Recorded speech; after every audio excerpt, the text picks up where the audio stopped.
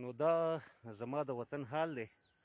دا د سهارې سخواوشه 5:30 بجې دي او زما ژوند هم بې ترتیبه دی او موسم هم ډېر بې ترتیبه دی. نن د اګست فکر کوم 18 یا 13 تاریخ دی او تاسو ګورئ چاپېره دا لړه یا وریځ دا اینی او دا ماته خلاف معمول، خلاف عادت، خلاف دستور ځکه ښکاري چې په اوړي کې داسې لړه نه وي. دا ماته وریځ نه ښکاري. خونکي پکې ده، لکه مطلب لوندوالی پکې محسوسېږي. د شپې چېرته نری نری باران، که نری او که پیړي، خو باران بهر حال شوی، زه خو ته یم خبر شوی، خو دا خوله به لږه ښکاره کړم چې صفا خبرې وکړی شم. نو عرض مې دا دی چې کیسه ډېره بدل ده او یو ډېر ښه منظر دی، فطري.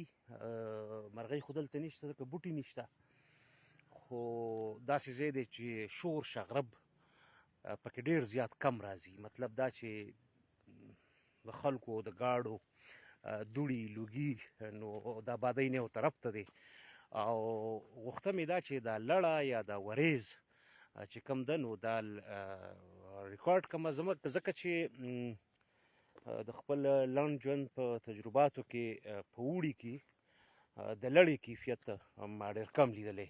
لړه ډېره کمه وي. نور دی یو ځل وړاندې په روز کال جون یا جولای کې چېرته تلم وختي، نن خو چېرته نه ځم.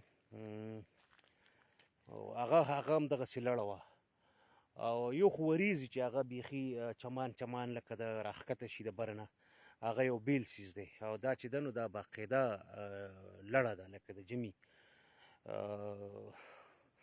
دا ویډیو چې کوم ده نو دا د ټیک ټاک په یو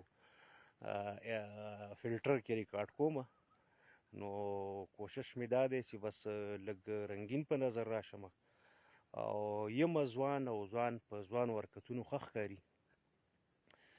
هر سړی پیدا دی خپل خپل کار لره که نه. د عمر دا داسې حصه ده چې سړی غواړي چې لږه مستي او موسیقي او دغسې د ژوند سره د رنګونو سره نور تړلي څیزونه. بهرحال زه به اوده شم او ستاسو ورځ په خیر او زما شپه یا خوب په خیر.